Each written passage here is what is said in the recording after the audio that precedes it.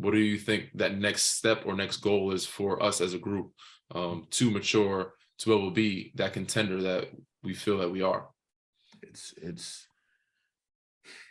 honestly, it's crazy to think that it's really not some big secret. It's really just doing all those boring things better and not getting tired of them. Like and you realize that in the playoffs, because when you're playing the same team over again, like a lot of us, this was our first little taste besides the year prior when we had one round, winning a round and then playing in the next round.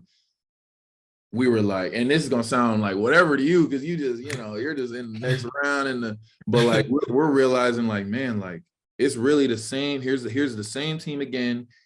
Here's how we know how to beat them. Did we do it last game? If we lost last game, here's how we correct it. And it's just this same wheel of the same thing. And then you got like your family and your friends hype about the playoffs, going out all the time in the cities that you're in. They're enjoying life. They're acting like every day is a Super Bowl.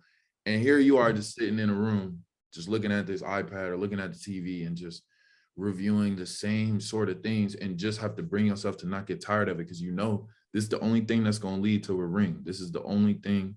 So what's funny is like, we really did start to understand that. It's just, how will your body respond to it when it's time? Like, will you be able to really do it and put it together? Will you have the focus the whole time? Like we even,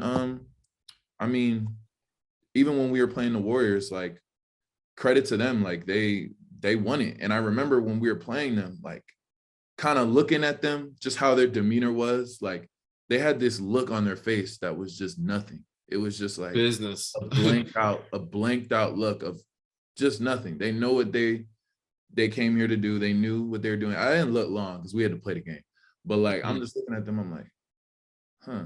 And then I didn't think about it probably till after in the summertime. I'm like, these dudes just, because then I see at the end the championship, like when they win, I finally see like them a real celebration. Like they probably haven't celebrated a game for real at any time. And I'm like, only that mattered. Now you see a celebration, and I'm like, okay, I get it. Finish line stuff. Like they've been here before. They understand how this shit go. I get where you're at. It's funny, like even our last game, like well, not even our last game. We lost at their crib, but before that, we're already down 3-1.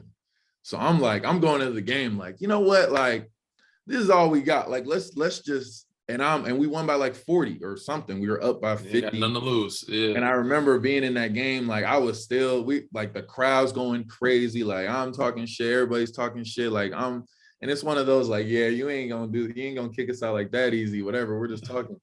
And I'm thinking to myself like, well, I mean, at the end of the day, we got to play another game. And they got us in that game. And it's like, well, nothing's really over. We know that, but it's like, you still got to make sure you always keep it together. Even when you want to like let it out, yeah, keep it together. The real celebrating happens at the finish line, like you said. And to piggyback before we get into our next segment, like you said, I think it's going to take, eliminating distractions, your friends and family living vicariously through you. When you get down to that time, playoff time, is business, and you see that look on their face. And to be able to, and that's why I tell people all the time, like, yes, physically it's draining, but the hardest thing of winning a championship on any level and in a bubble anywhere is mental, because you have to constantly do the same things over and over, watch the same team over and over. And you have to stay locked in for the duration of that, because, every little possession matters, every play matters, every, assignment matters. And, Taylor has you guys doing some stuff you said is boring, but it's important, because in the playoffs, the game slows down and every team knows your plays. Mm-hmm. So in order to execute those plays, you have to do it better or even sharper or crisper than they do.